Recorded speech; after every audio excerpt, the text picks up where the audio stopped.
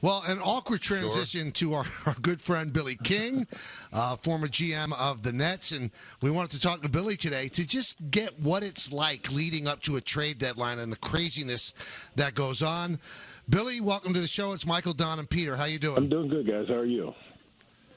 Doing well. How stressful is this day and the days leading up to it for a guy that was in your position and the guys that are in the position now? Well, it gets stressful, especially as you get close to the deadline, because you may have deals going and you're trying to get them done. For example, with Kevin Garnett, when we traded him a year ago, we needed him to sign his no trade, and he was in Malibu. We're trying to track him down, and he couldn't get the fax machine to work at his house, and his wife wasn't there.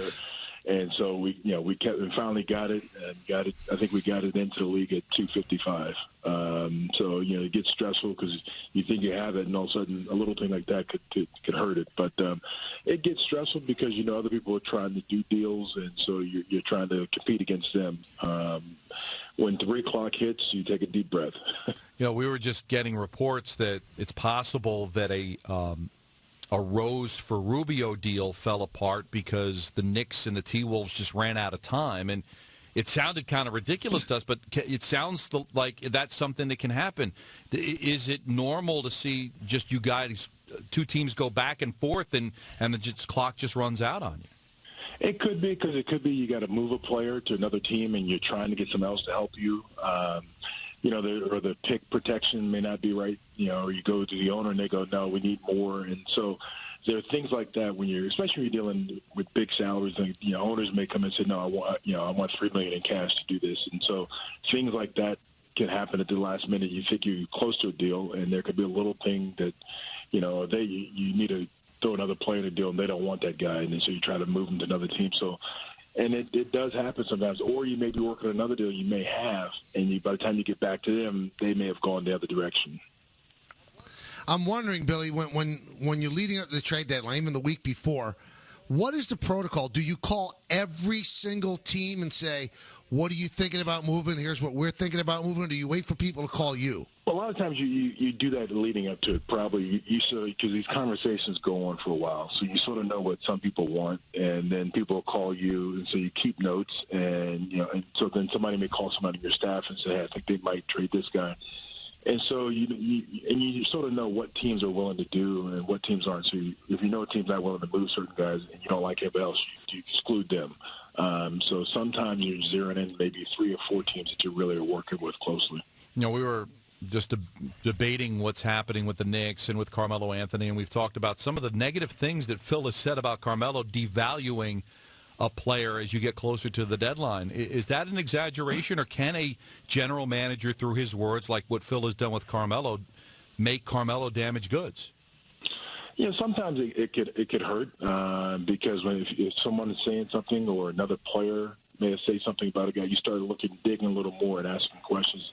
Every team does background. You call former coaches, former teammates, people and try to get a little bit more of what you don't see in the outside.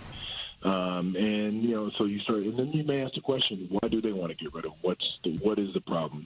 So, and then sometimes you go, hey, I know the guy, we'll take him, but you try to tend to be careful. I know a lot of times when you have coaches, you try to, when I was with Larry, I would try to let Larry, let's not be so honest in the press conference and post-game talk, because, if we want to move this guy, we don't need to put all the warts out there. So sometimes it can hurt, and sometimes it can help, because sometimes people say that's just who that person is, and, we can't take his words and let it affect our decision. I'm wondering, we're talking with Billy King, former GM of the Nets. I'm wondering, Billy, you see a lot of writers say, well, this is what we hear, sources tell us. Do GMs ever leak stuff out to a writer that's covering a team so they could see the fan reaction of what that trade would be? Not as much as for the fan reaction as much. Sometimes you may do it just to get more interest. Sometimes people may leak it out there just to get more people interest, and sometimes things are put out there, and then you get right away your phone will ring. Hey, if you guys will move that guy, we have an interest, and sometimes agents leak it because they want their guy moved. And so they want to get it out there so that maybe more teams will call because they don't want them to go to the place you're talking to. But, generally you don't want it out there for the fans. I was always didn't like it being out there because it's not just the players that you're dealing with, it's their families. A lot of these players have kids that go to school and, they read papers and they, so I always was more worried about the families when things got out there. Not so much the players could understand the business, but the families, just like a president, the family didn't choose the business, their husband did. So that's my concern always when things get leaked, especially when it's not true. Billy, who did the best job over the last 3 days? Well, yeah, I think Toronto did a good job at adding two pieces that will help them. They got two pieces. I thought Washington adding some guys to help their bench. Oklahoma City, I thought, did a great job in putting some pieces. I thought Dallas sneakily got a big man that I think will fit with them in Noel because he's a shot blocker, doesn't command the ball, and now Dirk can go back playing power forward, so they got a guy that can help them defensively. So I like a lot of those little deals there because, those teams, we'll get a lot of benefit out of it. Now what you watch is now the waiver wire, which teams are going to get some of these guys to add to the team. Who does Cleveland get? Who does some of these other teams get to help them over the hump?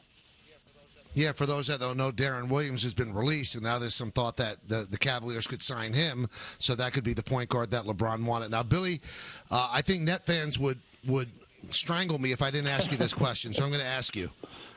The trade that you made with the Celtics, you traded 3 first-round picks and didn't protect them. How come you didn't protect them? Well, at the time, we were in a position where we were going to spend and we were going to, felt we were going to continue to keep winning. And the picks were going to be in the bottom of the draft. And the direction changed for a lot of variety of reasons. And, we didn't keep spending and keep going that direction. And, we ended up where we were. But at the time, it was like, we're going to keep going and keep spending and, we're going to keep winning. And so the picks will be low. Do you think that the Celtics would have made the deal if you'd said, listen, I want a top 3 protected? No. Really? No. Interesting.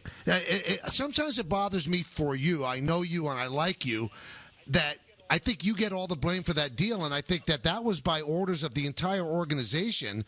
Listen, we're going for it right now. We're in Brooklyn. We want to make a splash. That wasn't necessarily Billy King sitting down and going, this is what I'm going to do. I think that was an organizational decision that you carried out. Am I right or wrong? When I took the job and I told ownership, I said, we're all going to make decisions together. We're all in this together. And they agreed, and that's what they were looking for. So, my name is the GM, so obviously I'm going to get a lot of the blame. But I think as an organization, it was a decision we all made. And I'm friends with the ownership to this day, and I thank them for the opportunity. And I had lunch with Sean when he took the job, wished him well, and told him, what I thought. And I think he's going in a different direction. I think he's made some good moves.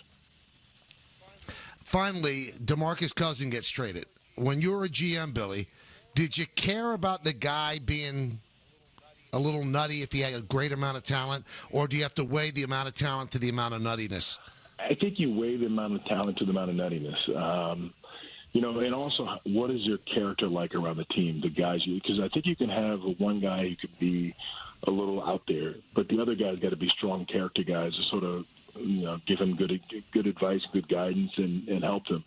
And that's what you look at. And you look at it and say, do we have a strong enough locker room that can not be affected by some of his things? That also maybe can rub off with him because he is a talent. And I think being in a different environment, I think the coaches and the GM went into it with a different mindset, flew out there together, picked him up, spent time talking to Calipari.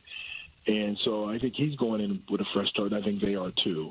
But you do have to look at the character, but you got to look at your locker room. I always look at the Yankees, and I think that they brought in guys that people thought were questionable, but they had such strong leadership in that locker room and that clubhouse that it didn't affect how they played on the field. And that's what you're looking for. You're looking for guys like the Jeters to really be strong leaders and, to help those guys. Billy, interesting stuff. Thanks for taking us behind the scenes because I think it's fascinating when the trade deadline happens, and you lived it, and you lived it for many years. So thanks for popping on. We really appreciate it. Thanks, guys. You're welcome.